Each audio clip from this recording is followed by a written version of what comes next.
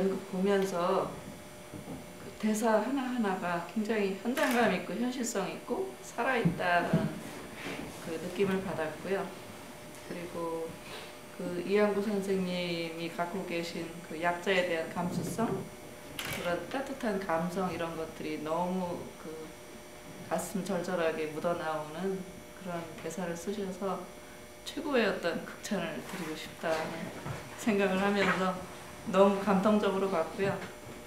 한학구 선생님처럼 그렇게 한국사를 잘 꿰고 계신 그런 분이 계셔서 너무 행복하다. 그리고 그런 그 인물성, 그 한 개인 지금 다 살아 있어서 많은 이야기들을 못 하실 텐데 그런 것들이 잘 기록돼서 그들이 어떻게 나쁜 짓을 했고 우리가 그 역사 청산을 아직 못해서 얼마나 그 비극적인 상황인가. 그러나 그럼에도 불구하고 그 보통 사람들이 갖고 있는 어떤 그 건강함이 사실상 우리나라를 그 버텨주고 있는데 여러 가지로 저도 참 안타깝습니다. 어떻게 이렇게까지 계속 수십 년이 지나도록 그런 그 나쁜 어떤 사람들에 의해서 휘둘리면서 우리가 살아야 되는지 그게 참 안타깝기도 하고 가슴이 답답하기도 하고 또 한편으로 감동스럽기도 하고 그렇습니다. 대사들은 사실 뭐 제가 쓴 대사들도 있지만 많은 대사들이 대부분 노동자분들 인터뷰에서 해주신 얘기들 그런 거 같아요. 네, 그래서 제가 쓴 대사라고 하기 어려운 말들이 참 많습니다. 그게 바로 그 어떤 그 작가가 갖고 있는 겸손함 때문에 그런 현장감 있는 대사들이 살아날 수 있었던 것 같아요. 많은 생각을 할 수 있었던 것 같아요. 보면서 집중도 하면서 오늘이 또 그런 날이기도 하니까 생각하면서 또 놀랐던 부분에 대해서는 좀 부끄럽기도 하면서 소연 때도 보고 또 재구영을 같이 봤는데요. 사실 그러니까 초연 때는 그냥 정말 슬프고 너무 괴로운 현실이다라는 정도만 느꼈다면은 지금은 조금 더 그 문제를 생각해야 되는 것 같아요. 과연 노동자들은 무엇으로 뭉칠 수 있는가? 자본가들은 돈으로 뭉치는데 사실 그때는 몰랐었는데 지금 보니까 답이 없는 상태로 끝났고 사실 지금도 답을 모르겠어요. 그래 정말 불쌍하고 힘들고 이게 나의 문제기도 하고 나의 어머니의 문제기도 하고 그리고 노동을 하고 있는데 근데 어떻게 해야 되지? 사실 이 문제에 대해서 다 숙제를 사실 주신 것 같아요. 사실 아직도 해결되지 못하는 거고 우리 주위에 너무 많은 그 노동자들이 있고 파업들이 있고 안타까운 사람들이 있는데 뭘 할 수 있는지 저 잘 모르겠어가지고 여기서 조금 선생님들 얘기도 좀 들어봤으면 해서요. 답 주셨습니다. 제가 요 며칠 동안 손배가압류 사업장을 좀 많이 돌아다녔었어요. 생태계도 가고 또 구미 스타케미칼 그 굴뚝에 오늘로 325일째 이제 있는 그 현장에도 가고 그리고 저희 또 노동 현장 간담회 하면서 실제 이제 극에서 얘기가 나왔던 손배가압류를 당한 사업장 17군데를 이제 돌아가면서 다 만나고 이야기하고 하다 보니까 저도 자연스럽게 질문을 그분들한테 하게 됐어요. 왜냐면 제가 너무 힘이 없고 얘기를 들어보면 해결해 줄 수 있는 것이 아무것도 없는데 그럼 도대체 저와 그 다음에 우리 시민모임 손잡고는 무엇을 어떻게 해야 조금이라도 도움이 될 것 같은지 질문을 하게 되더라고요. 근데 그 들었던 얘기가 너무 다 하나같이 똑같았습니다.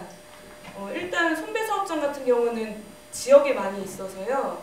가장 많이 하신 얘기는 찾아와 주는 거 그리고 본인들이 이렇게 외롭게 싸우고 있다고 생각을 했는데 내가 여기서 부당한 일을 당하고 있고 노동 3권도 제대로 안 지켜지고 있고 하는 거를 얘기를 듣고 알아주는 것만 해도 한 1년은 버틸 수 있는 힘이 된다 이런 말씀들을 많이 해주시더라고요. 그래서 그 알아주는 거, 그러니까 관심이고 찾아가서 가능하면 여력이 되면 연대해 주는 것이 힘이 된다라는 이야기들을 많이 들었었습니다. 글쎄요. 인류 역사에서 약자가 그렇게 화끈하게 승리한 적이 몇 번인가 있죠? 그런 승진을 찾는다고 하면은 아마 우리가 중도에 다 그만두게 될 거예요. 포기할 겁니다. 근데 조금만 바꿔서 관점을 바꿔서 생각하면 지지 않는다. 포기하지 않는다. 딱 버티고 앉아서 그거 아니야 하고 버티고 있는 거. 그게 저는 굉장히 중요하다고 생각을 해요. 지금 이분들이 그 싸움을 우리가 어떻게 차범의 싸움을 우리가 대신할 수 있겠습니까? 그 북쪽에 있는 그 절박함을. 병로의 싸움을 영희, 아까 은서 엄마도 대신하기 어려운 부분이 또 있잖아요. 그 하청과 미묘한 그 차이로. 근데 적어도 그분들이 지지 않게 우리가 버텨줄 수 있는. 고들빼기 싸줄게. 너무 쓰지 않게. 그러면서 버티고 고들빼기 하나가 너를 위해서 버틸 수 있는 힘을 주고 우리가 한번 찾아가서 격려하고 가끔씩 전화통화라도 그 위에 하고 당신이 혼자가 아니다. 혼자가 아니다. 그리고 결국은 뭐예요? 우리 민족해방투쟁이 왜 필승 불패 민족해방투쟁입니까? 룰이 어떻게 되냐면 진 팀이 이길 때까지. 진 팀이 이길 때까지. 진 팀이 이길 때까지 이 경기를 하는 거니까 결국 우리가 지지 않고 그리고 이것을 릴레이 게임으로 또 어떻게 한 개인한테 축도덕 하라고 합니까? 여기서 저기서 우리가 조금씩 힘을 보태고 저들에게 없는 게 우리에겐 있죠. 우리가 갖고 있는 연대. 그리고 연대는 아주 길게 가늘게 넓게 깰래야 깰 수 없잖아요. 자본은 또 얼마든지 깰 수 있었단 말이에요. 그런데 우리가 얇게 퍼져서 손잡고 있는 거 그거 못 깹니다. 그거 깰 수 없어요. 그리고 여러분 생각을 해보세요. 우리가 힘이 없죠. 근데 6, 70년대는 힘이 써서 싸웠어요? 전봉주는 힘이 써서 싸웠나요? 그리고 70년대, 80년대 노동운동 그 시절하고 비교해보면 어때요? 우리 그때 없었던 거 얼마나 우리가 많이 갖고 있어요? 민주노총 있었습니까?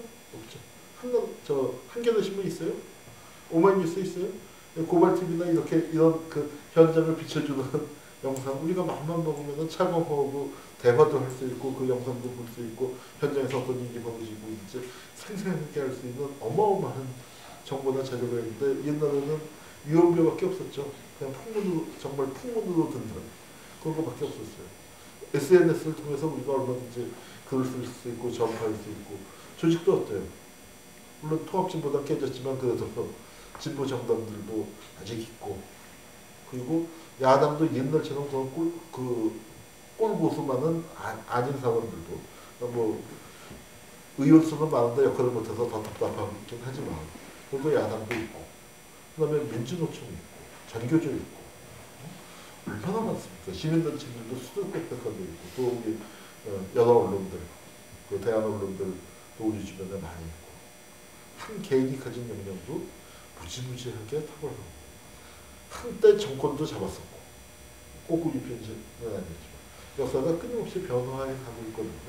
그 변화에 대한 믿음을 갖고 우리가 버티는 거죠. 저는 김진숙 씨가 올라가면서 쓴 편지가 참 마음에 들어요. 사람들이 올라가서 김주익처럼 죽는 거 아닌가 걱정을 많이 했었잖아요. 그랬더니 뭐라고 해요? 배추 씨앗 갖고 올라가. 그때가 1월달에 올라갔거든요. 봄이 되면 배추를 심고 가을이 되면 김장을 했습니다. 그게 참 안도가 됐어요. 그게 이거죠. 나 죽지 않을 테니까 염려 마세요 하는 얘기를 그렇게 표현하는 거였다고 생각해요.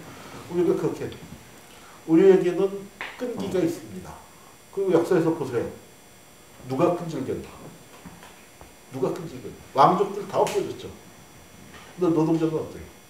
여전히 있으니까 그런 역사의 발전에 대한 확신을 갖고 우리가 지지 않고 버티면은 시간을 입힙니다. 그런데 그 버티는 게 참 힘들죠. 왜 지냐면은 버티는 놈만 버티다 보면 져요.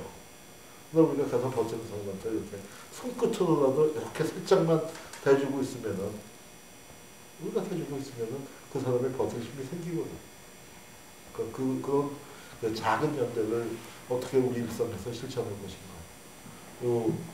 우선 작게는 이 노란봉투에 뭐 오늘은 세월호 날이기 때문에 많은 분들이 이제 저기 그 시청 앞에 가셨을 거라고 생각을 합니다만 평소에 여기 꽉꽉 차고 그리고 또 지방에서도 이 공연 아우리도 들려서 좀 해주셔 뭐 그렇게 되고 이런 것들을 좀 여러분들이 만들어 주셨으면 좋겠습니다.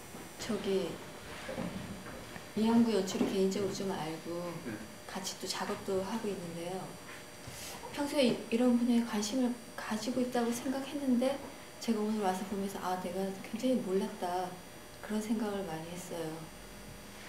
굉장히 이렇게 꾹꾹 눌러놨던 것들을 오늘 다시 돌아오는 그런 날이었던 것 같아요. 그러니까 슬픔이 있는 거를 없는 척하면서 조금 슬펐어요 많이. 그리고 또 역시 제가 이항구 연출을 잘 아는데 보면서 아 역시 작품을 잘 만들어. 잘 만들어 역시 그 생각을 하면서 굉장히 인간적인 목소리들이 있어서 그게 훨씬 좋았던 것 같습니다.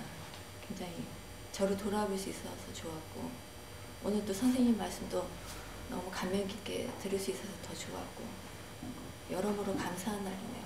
극 말미에 그 고궁농성 장면에서 굉장히 어두울 수 있는 장면을 이제 두 노동자가 춤을 추면서 이렇게 지나가게 연출을 하셨잖아요. 그리고 네. 거기에 쓰였던 음악이 이제 그 김추자 씨의 제목 봄이 오면 네.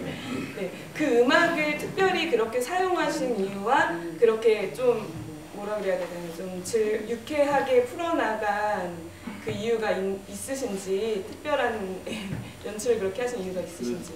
요 그 노동의 역사가 있었는데 그 현실이 많이 좋아지긴 했지만 또 많이 바뀌지 않았다라는 것 때문에 옛날 음악을 사용을 했고 그리고 이항구 작가랑 처음에 대본 쓰기 전부터 같이 이야기했던 게 어떤 그 고공농성을 하고 계신 분들과 또 손배로 고통받고 계시는 노동자분들에게 힘을 줄 수 있는 공연을 만들자라는 합의를 했었어요. 대본 쓰기 전부터. 예, 그래서 뭐 연극이 지금 마지막에 그 인물들이 앞으로 어떤 삶을 살지는 지금 모르겠지만 지금 순간에는 힘차게 앞으로 나아갈 수 있는 그런 좀 힘을 드리기 위해서 마지막에 좀 경박한 춤을 넣었습니다.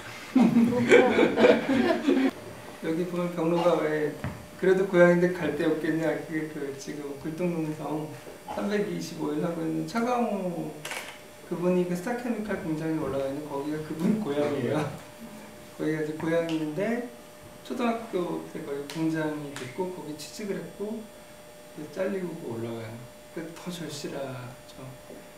사실 이런 그런 그 뉴스를 통해서 듣고 간접적인 그런 그 이야기 속에서 이제 보고 영상을 통해서 이미지를 이렇게 보다가 이제 이런 하나의 그런 사건으로서 이제 공연을 이제 봤는데 조금 이렇게 그 이야기를 듣고 이렇게 알고 있는 하나의 지식을 통해서는 그냥 조금 굉장히 암울했었어요. 사실은요. 암울하고 굉장히 이렇게 더 어둡고 희망이 없고 이런 생각을 했고 많은 사람들이 아마 우울증까지 같이 겪었을 거라고 이제 생각을 하는데 오늘 이렇게 연극이라는 하나의 그런 테두리 그다음에 틀을 통해서 같이 경험을 해보니까 한번 겪고 나서 그런지 이제 조금 힘이 나는 것 같아요. 힘이 생기는 것 같아요. 그게 좋았고 그리고 선생님께서 이제 이렇게 말씀하셔서 이렇게 쭉 이렇게 잡아주시니까 굉장히 이렇게 하나 느낌으로 왔던 것이 이제 이렇게 하나의 인식 역사에 대한 그 통찰로 이렇게 발전되는 것 같아서 굉장히 의미 있는 그런 시간이었다고 생각을 해요. 단순히 연극을 본 거 외에도 이제 제가 이렇게 굉장히 지식으로서도 이제 확장 확장됐다.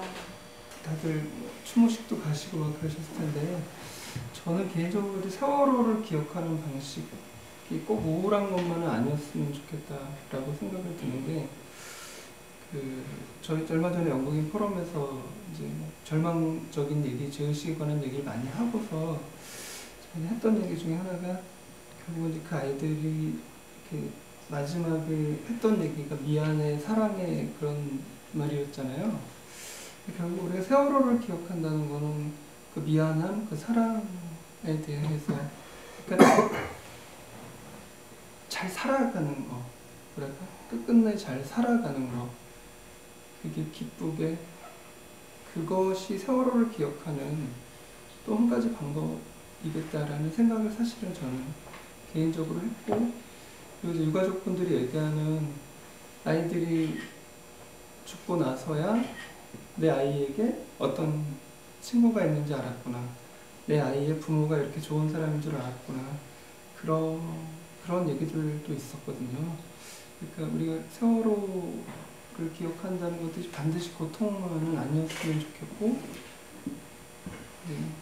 이 고통을 계기로 있었던 어떤 이런 표현이 그렇죠, 어떤 기쁨, 어떤 만남, 사랑, 그런 것들이 저는 이제 개인적으로는 다 노란 리본을 달고 장례식장에 있더라, 보기 참 좋더라, 그런 대사로 다 표현했었는데 세월호를 기억하는 방식이 꼭 절망적인 것만은 아니었으면 하는 개인적인 바람이 있습니다.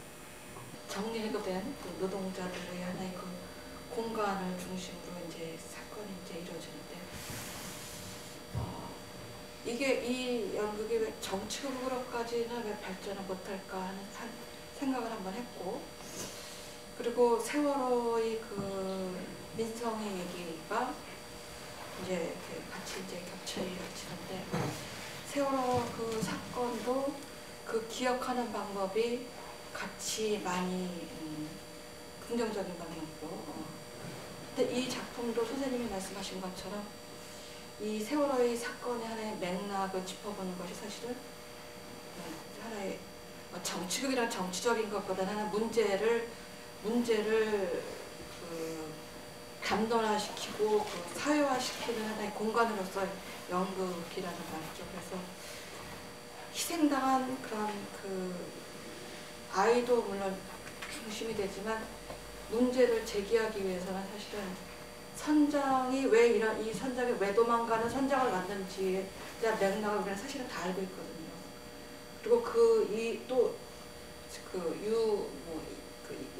죽은 자살한 유병원인가 이런 맥락 속에서 조금 더 크게 한국 사회적인 이렇게 되면 지금 아직 그 세월호 사건은 이렇게 직면을 안 하시고 갖고 계시겠지만 가셔야 된다면 이제 이렇게 더 나가야 될 거 아닌가 하는 생각을 이렇게 공연을 보면서 좀 했었어요, 사실은.